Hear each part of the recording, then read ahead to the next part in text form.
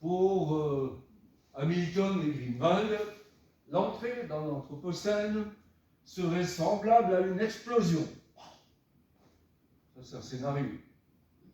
Selon beaucoup d'auteurs, elle correspond à ceux qui ont étudié l'histoire des économies et l'évolution du monde au XXe siècle.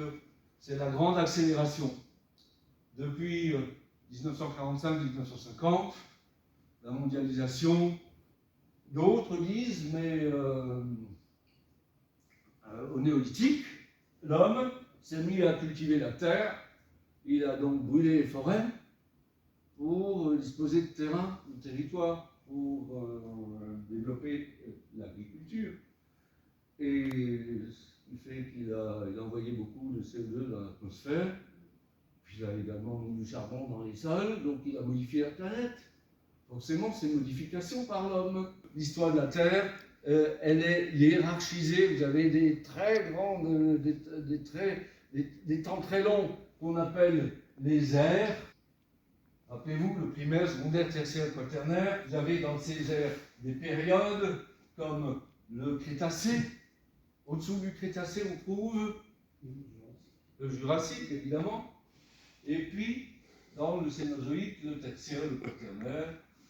Et chaque période peut être, on peut encore une fois les fragmenter en plus petits, c'est toujours quand même plusieurs millions d'années.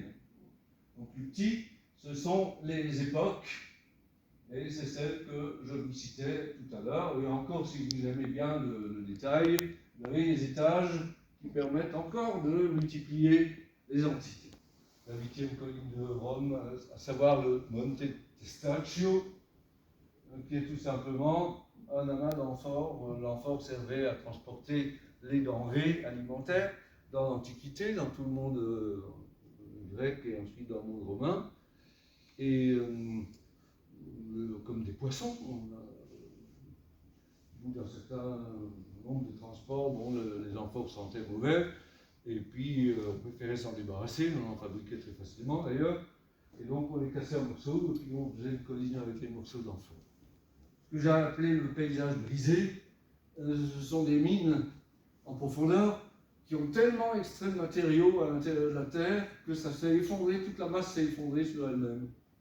On en connaît un exemple dans les monts métallifères en Saxe, et un autre que j'ai pris en photo ici, qui est en Suède, une mine de cuivre en Suède. Si on considère que la Terre s'est formée aux alentours de 4,6 milliards d'années, je fais souvent le jeu du décamètre avec mes étudiants.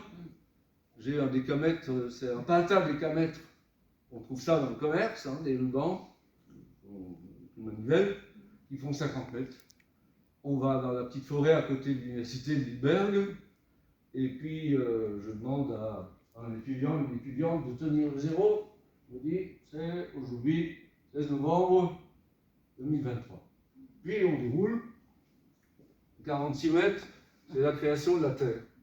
Le moment où la planète est sortie des mains du Créateur, si vous voulez, et du système solaire, ça va à peu près en même temps.